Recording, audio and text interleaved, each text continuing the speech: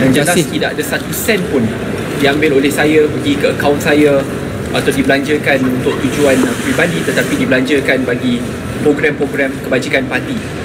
Dan bagi charge kedua, ketiga dan keempat, di mana ada kata bahawa RM120,000 masuk ke akaun saya dan selepas itu RM100,000 masuk ke akaun ASB.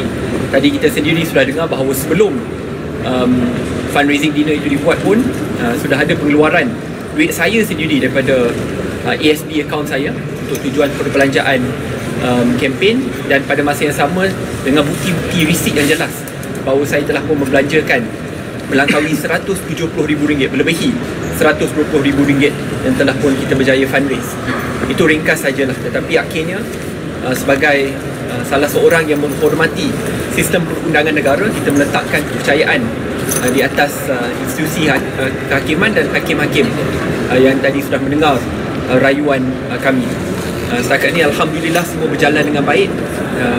Saya terhutang budi kepada mereka di luar sana yang sentiasa memberikan doa, sokongan yang tidak putus-putus, sampai ada yang buat baca Yasin semalam secara atas talian di TikTok, Facebook, Instagram. Saya terhutang budi. Terima kasihlah. Saya hanya merupakan salah seorang insan yang ingin menuntut keadilan di mahkamah untuk membersihkan nama saya, memulihkan integriti saya sebagai salah seorang yang menciptakan sistem perundangan negara dan menghormati institusi kehakiman negara. Inilah jalan terbaik untuk membersihkan nama saya. Terima kasih. Keputusan ditemukan bila YB? Keputusan untuk there will be a case management on the 24th of this month. At case management, the court will fix a decision. Parties will attend via Zoom, and the court will give us a date that is suitable to all parties.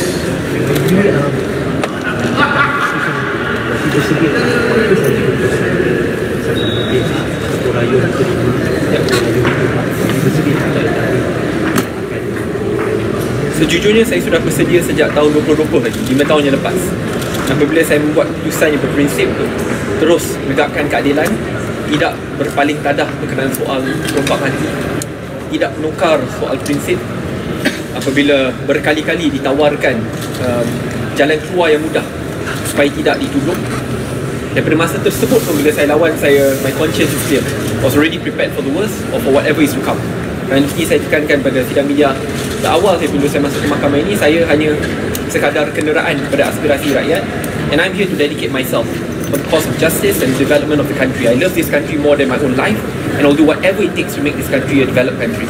Dan saya yakin bukan saya seorang. Tadi pagi saya dah kongsikan jasa arwah ataupun Allah yarham Tun Abdullah Badawi, bagaimana beliau berjaya membangunkan ataupun mempertahankan institusi kehakiman negara, and I hope to do in the smallest ways my own contribution for the country. Saya sudah bersedia, and I will do whatever it takes to fight for justice.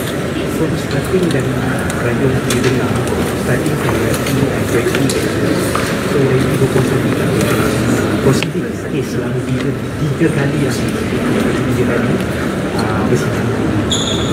Alhamdulillah semua berjalan dengan baik, walaupun ada penangguhan sebulan yang berlaku kerana pihak kawal raya saya kekak, tapi yalah, saya menghormati isu kesihatan ni kadang-kadang di luar kawalan kita, dan saya telah mendoakan supaya dia cepat pulih. Alhamdulillah hari ini berjalan dengan baik. Sebab itu saya meletakkan kepercayaan ke atas institusi kehakiman, dan nasib dan takdir saya Allah Subhanahu Wa Taala saja yang menentukan.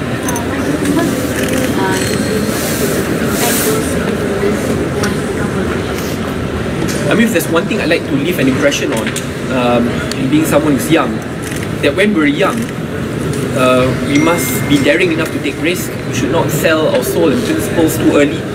When we are put under immense duress and stress, when you push to the corner, you don't just simply kowtow to those in power. If anything, I'd like to send a message that fighting the good fight is worth it. That not picking the easy way out is worth the fight, because in the end, the last thing you want, being someone who's young, is to abandon your principles for the easy way out, which in the end sets a horrible precedent for other young leaders who come into politics. So there's one thing I'd like to impress on young people of Malaysia. This country is worth saving, it's worth fighting for, and the reforms must be based on institutions, because institutions outlast personalities, leaders and parties.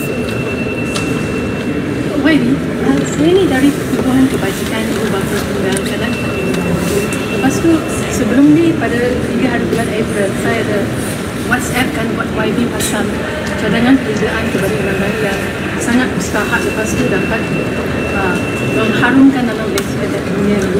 Yang ni boleh ke kalau YB bagi apa-apa komen terhadap? Itu saya kena baca dulu sebab saya pun tak pasti. Check kalau boleh tengok kod nombor salah pula. Kalau tengok display foto macam display foto lain. Nanti check ni check di sini. Oh, check. Okay. Sorry. Kalau saya nak komen pun saya tak pasti tentang apa. Terima kasih. Bukti kata-kata buat rakyat Malaysia yang sentiasa menyokong YB.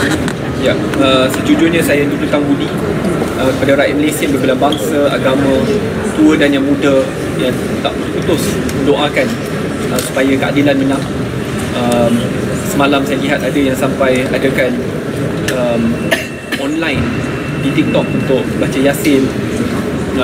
Ada yang ke masjid-masjid untuk anjurkan sendiri tanpa saranan saya pun mereka lakukan sendiri. Dan perkara ini sejujurnya memang sikit sebanyak I feel indebted lah. Betul-betul hutang budi. Which just shows the power of Malaysians. Walaupun saya tidak pernah berjumpa dengan mereka bersama-sama, tetapi mereka merasakan perjuangan itu lebih besar daripada seorang Syed Saddiq, tetapi ini untuk rakyat secara keseluruhan. Thank you very much, and I'll do whatever it takes to make this country a great country. Sepanjang 3 kali juga prosedur, 3 kali sudah tidak. Saya seperti maklum sebagai wanita luar biasa, terima kasih kerana turut bersama dan saya menghargai sokongan yang diberikan. I truly appreciate it. And let's not forget wanita besi di sebelah saya, my mum, yang bukan setakat 3 kali, dia daripada tahun 2020 lagi. She's a true fighter sampai bila kena siasat dia cancer, dah recovered. 2 kali cancer, 2 kali cancer survivor. So kalau nak tahu mana saya dapat semangat untuk melawan ni, you look at the lady next to me lah. Apa yang saya katakan, saya ucapkan banyak terima kasih atas sokongan semua dan doa-doa yang diiringi. Tak dapat nak dikatakan sebagai seorang ibu dan melihat perjuangan anak saya, Syed Saddiq. Saya harap ramai lagi anak muda yang akan serta sama-sama berjuang untuk kepada rakyat. Terima kasih. Thank you. Terima kasih semua. Assalamualaikum. Thank you.